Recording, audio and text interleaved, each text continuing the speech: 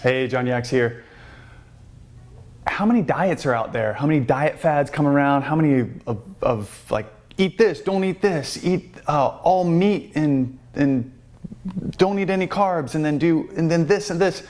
It's confusing. So when I was a kid, my family grew up as my parents raised us in a way that it was kind of, they were like pioneers in the time, but it was really because we didn't have any money. So we had an organic garden. My dad had stuff growing all year long, so it was a year-round organic garden. My mom made her own bread, she made her own yogurt, made her own granola. We were totally hippified before it was a cool thing. And so what it meant is that I went to school, my brothers and sisters went to school with slices of wheat bread like this thick, and for our PBJs. And instead of a cupcake, we had apples, and instead of chips, we had carrots. And so we were the kids that had the brown bag, and we were like eating our stuff without actually taking it out and putting it out. We were like eating from the bag because we were embarrassed. And the kids across from us had white bread with Jiffy and like the whole thing. But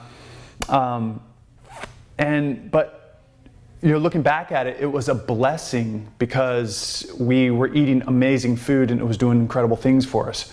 And we just didn't realize, right? Because as a kid, you just want to fit in.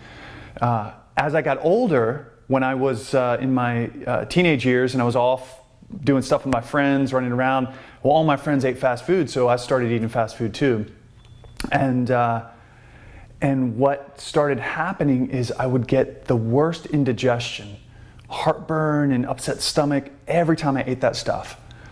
And so instead of realizing that the fast food is what was destroying my gut, I decided to just get Tums and Rolaids. So I had Tums and Rolaids on me almost all the time. And I'd eat food, and if I felt something funny, I'd pop a couple Rolaids or Tums, and it would settle me out. And this went on for a while till I decided that this is enough. Like if every time I eat that kind of food, I feel this way, it's a blessing. I had the realization, right? I started having that self-realization that this food is causing this feeling. And so why not stop eating that food? And that was one of the big pivots in my life to say, I need to start understanding what it means to eat the right way. Not to follow some fad, follow some diet, but eat the right way. What can I eat to make me feel good? Not only to clear up how my stomach would feel and how it would get upset, but to give me vital energy, to make me feel energized simply by what I was putting in my body. And so what I did is I just resorted back to how I used to eat growing up. I decided that my focus needs to be around fruits and vegetables and be plant-based, and make sure that my food is as clean as possible. And that started a revolution for me in nutrition. And Chris as well, and we sought after teachers and people in books, and we just started consuming as much information around this as possible, because once we started down a path, we realized, whoa, it's wide open. We started learning about sprouts and sprouting and wheatgrass and superfoods and all of these things that you can take, and it can be a supplement, right? The food can be medicine. It can be a supplement to get your body rocking and rolling and get vital energy, be energized. And so we consumed so much information, started applying it to our lives, and felt such a difference that this is what we decided to start to teach.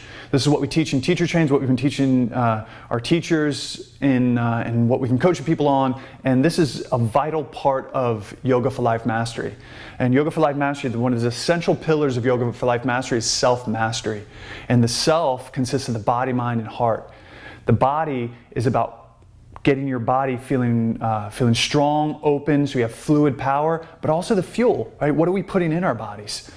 What are we consuming to create that level of vitality, that level of energy, that level of mastery inside of us, right?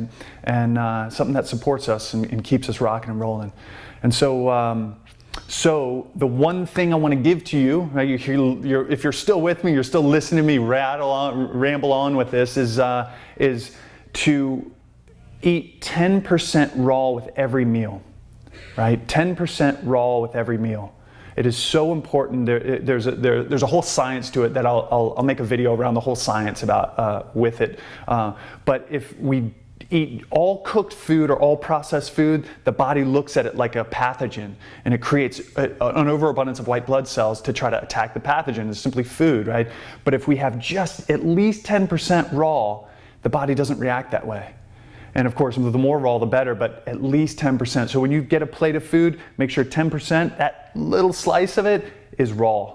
Or if you, throughout your entire day, make sure you're getting 10% raw in your meals. And it will make such a difference in your health, and your well-being, and your energy. So hopefully that helps. Thanks for sticking with me. I'll see you soon. And if you're feeling our message, come join our tribe. You can do that by subscribing to our Yaks Yoga Concepts YouTube channel, liking us on Yaks Yoga Concepts Facebook page, or following us at Yaks Yoga Concepts on Instagram.